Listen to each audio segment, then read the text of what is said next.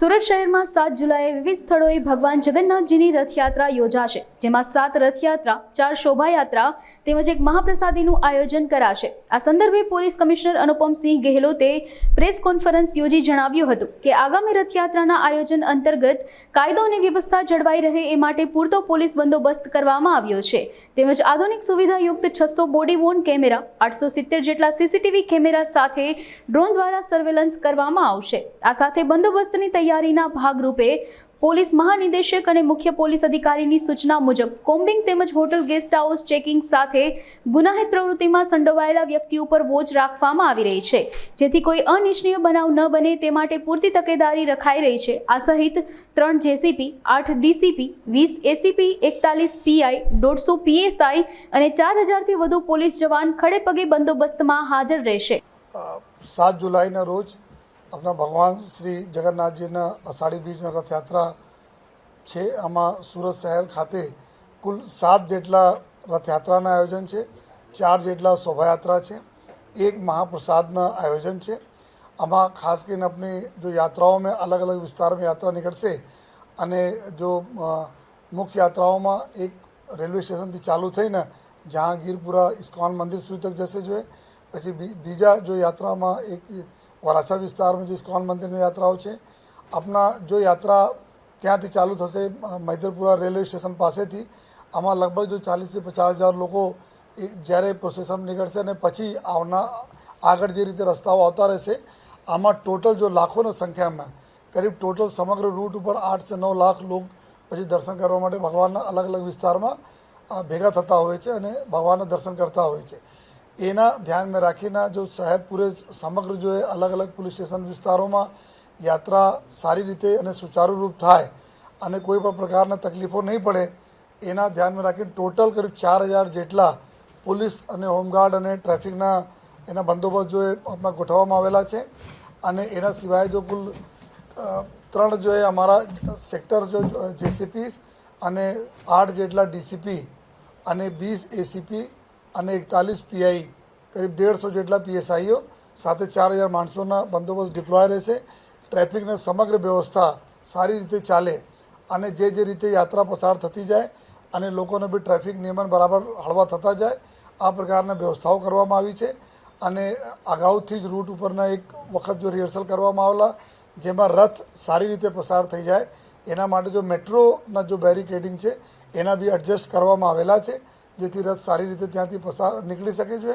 અને સાથોસાથ પૂરા સમગ્ર રૂટ ઉપર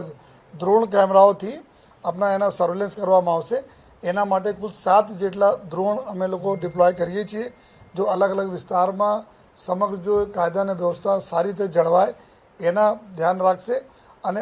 આગળ આવનાર જો રૂટ ઉપર જો કોઈ ટ્રાફિકની વ્યવસ્થા માટે કોઈ પહેલેથી આપણને એલર્ટ કરવાના હોય તો આ ડ્રોન કેમેરાઓનો અમે યુઝ કરવાના છીએ। સાથોસાથ 600 જેટલા बॉडी वर्न कैमरा रहશે, जो हमारा पुलिस जवानों अधिकारियों आ समग्र चीज़ने रिकॉर्डिंग थती रहे, समग्र चीज़ों कंट्रोल में लाइव अमे जोई सकीए एना माटे जो है बॉडी वर्न कैमरा 600 जेटला कैमरा रहશે। अमुक जगहों पर जो वीडियो कैमराओं ना आयोजन करवामां आवेला छे। आ समग्र रूट पर जो हमारा फिक्स कैमराओं है करीब 870 जेटला कैमराओं सीसीटीवी कैमरा है जो आ समग्र रूट पर आवशे અને એનાથી જો નિગરાણી કંટ્રોલ રૂમમાં કરવામાં આવશે।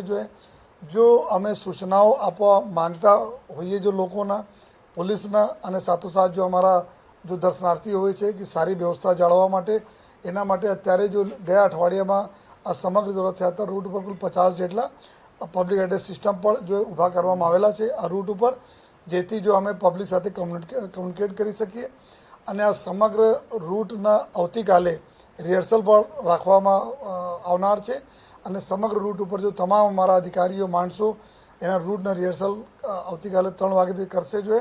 एना पहले भी एक फ्लेग मार्च और रूट रिहर्सल करी लेवामां आवेला छे, तो समग्र व्यवस्था खूब सारी रीते जाए અને जो लाखों संख्या में अपना दर्शनार्थी भगवान दर्शन करे, सुभद्रा जी ने, बलराम जी ने, कृष्ण भगवान અને खूब सारा माहौल अपने सूरत शहर में जळवाय एनी सूरत शहर पुलिस एना माटे खड़े पगे रहेशे। जनरली જ્યારે યાત્રામાં આ લોકો ગેરલાભ લેતા હોય છે પિક પોકેટર્સ, તો એના જેટલા પીપી છે જેના અમે પિક પોકેટર પીપી બોલીએ છીએ આ લોકોના ટીમ આજથી જ એના ક્રાઇમ બ્રાન્ચ અને એસઓજીના અને પીસીપીના ટીમો આજથી આ લોકોને જો લોકેટ કરવામાં એના ઉપર જો અગાઉના વર્ષોમાં જો પકડાયા છે એના ઉપર કાર્યવાહી કરવામાં લાગી જશે, જેથી યાત્રાના દિવસે જો આ પ્રકારનો કોઈ બનાવ ના બને અને બનાવ બનતા અટકાવી શકીએ. અમારે માટે આજે અમારી મીટિંગ હતી, જો સવારે જો મિટિંગોમાં ચર્ચા થઈ કે એક અમને માટે ચેલેન્જ છે કે સ્ટેમ્પીડ વગેરે કોઈ એવા ઘટના નહીં બને, જેના ધ્યાનમાં રાખી જ ના અમે લોકો બેરિકેડ જો મેટ્રોના બેરિકેડ જો સંકળામણને દૂર કરવા માટે જો પ્રયાસો કર્યા અને થઈ બી ગયા. જો યાત્રા નીકળે સાથોસાથ જો દર્શન કરવા માટે જ્યારે પડાપડી કરે છે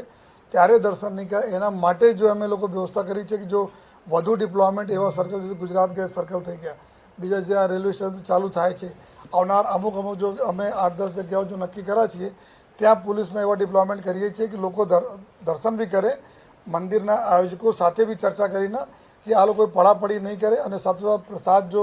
કોઈ એવા ફેંકે નહીં જેથી લોકો લેવા માટે પડાપડી નહીં કરે. અને આ અમારે માટે જો નયા એક ચેલેન્જ છે જે સારી રીતે જો એના માટે વર્કઆઉટ કર્યા છીએ કે ખૂબ સરસ રીતે યાત્રા પસાર થાય અને કોઈ પડાપડી નહીં કરે.